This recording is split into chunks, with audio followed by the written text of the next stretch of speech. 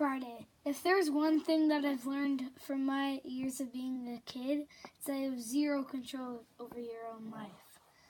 Ever since school let out, I haven't had anything I needed to do or anywhere I needed to be. As long as the air conditioning was working and the TV remote had batteries in it, I was all set for relaxing a summer holiday. But then, out of the blue, this happened. Pack your bags, we're going on a road trip. This isn't the first time Mom has sprung a trip on us without any warning. Last year, on the first day of the summer, she said we were going upstate for a few days to visit Aunt Lorda at the nursing home. It wasn't exactly my idea of a fun way to kick off the summer. One time when we visited, Aunt Laura, her roommate, grabbed me and wouldn't let go until a safety gave her a chocolate chip muffin. But Mom was just bluffing about going to the nursing home. At breakfast the next morning, she told us we were really going. We're going to Disney World. Me and my brother Roderick were happy because we're both dreading spending the first week of our summer holiday playing shuffleboard at a nursing home. But when my little brother Manny heard about the change in plans, he totally lost it. Mom had talked up Aunt Lorda trip so much that Lanny was actually excited about going. We ended up postponing our trip to Disney so we could visit Aunt Lorda. You think Mom would have learned her lesson about surprise trips after that one. I know exactly where this road trip idea came from, because the new issue of the Family Frolic magazine came in the mail today. If I had to guess, I'd say 90% of everything we do as a family comes from ideas Mom gets from that magazine. And when I saw the latest issue, I knew I was going to get Mom's wheels turning. Family Frolic, adventure awaits. Take the ultimate road. I flipped through the Family Frolic a few times, and I have to admit, the pictures always make everything look a lot of fun. Your perfect family barbecue. But there must be something wrong with our family, because we can never measure up to the ones they know in the magazine. Wada wada wada. Splash. I guess Mom's not giving up, though. She said this road trip is going to be awesome, and that spending a lot of time together in the car will be a bonding experience for the whole family. I tried to talk her into letting us do something normal, like going to a water park for the day, but Mom didn't want to hear it. She said the whole point of this trip was to do things we'd never done before, and to have a full experiences. I thought Mom would have looped Dad in about her road trip idea, but apparently I was wrong, because when he got home from work, he seemed just as surprised as us kids. Dad told Mom it was a bad time to be away from work, and he didn't want to use his vacation days unless he absolutely had to.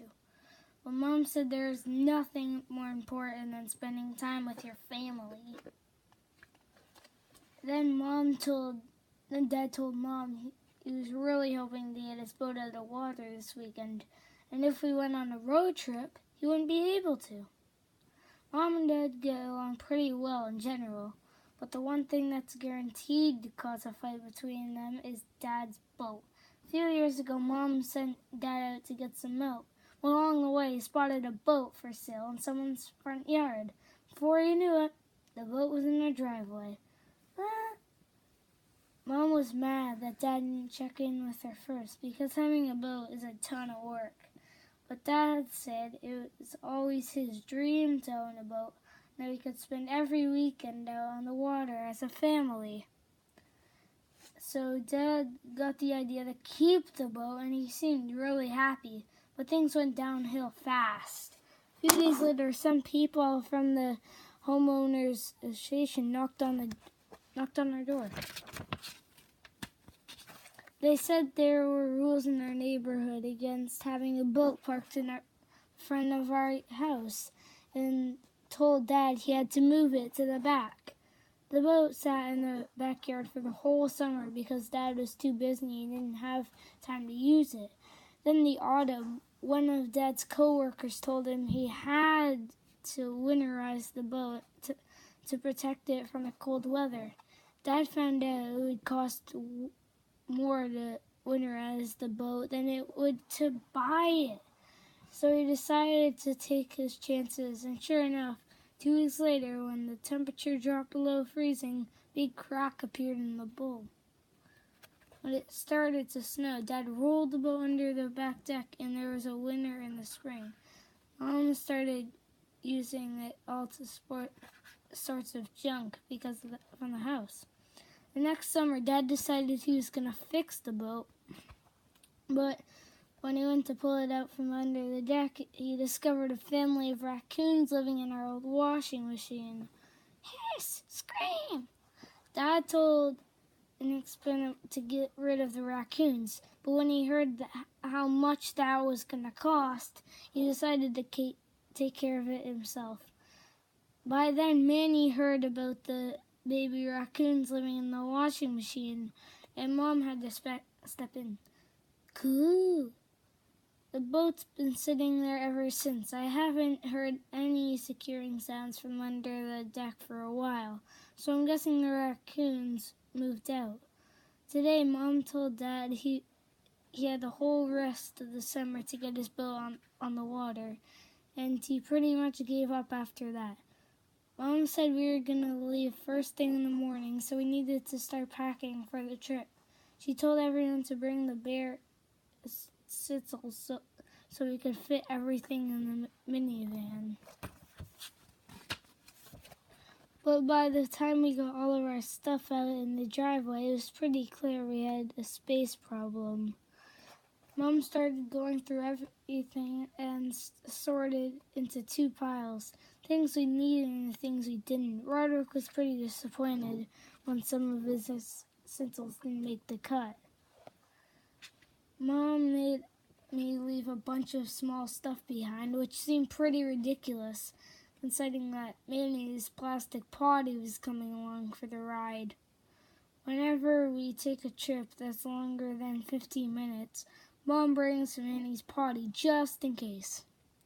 But I get really uncomfortable whenever Manny uses it. Mom wouldn't let me and Roderick take any electronics on the trip, even though they barely take up any space. She's always saying kids these days don't know how to socialize because they constantly got their noses 2 inches from the screen. But let me tell you this, when I have kids, I'm gonna let them play with whatever kind of gadget they want. If you ask me, electronics are the key to family happiness. Blip, blip, bleep, bleep, bleep, bleep, bleep, bleep. Even after Mom went through every single item in the driveway and cut out all the things we didn't need, there was still way too much to fit in the van. I suggested we rent one of those giant vehicles because we could fit all our stuff in it and have room to spare. The way I see it, if you want the whole family to get along, everyone needs their own space, and with one of those souped-up RVs, we spend weeks in the road without even bumping into one another. But Mom said RVs are too expensive and they get terrible patrol mileage, so that put an end to that idea. Roderick said maybe we could get one of those trailers, to behind the car, which sounded smart to me. But it was pretty clear Roderick was imagining the trailer as some sort of mini apartment for himself, so that wasn't going to fly either. Then Mom climbed down with his own idea. He said we could solve the whole space issue by putting the stuff that didn't fit into the boat, which could tow behind us. I think Mom realized there wasn't really another option, so she caved in. And Mom getting the boat into the driveway was easier said than done. Not only did we have to take all the junk out of the boat, but it turned out it was tree growing through the bottom. It took 3 hours to get the boat from under the deck, and let me just say, Mom did not exactly go out of her way to help. After we got the boat into the driveway, Dad patched up the hole in the bottom and the crack in the hull with some duct tape. I just hope we're not going anywhere near water on this trip, though.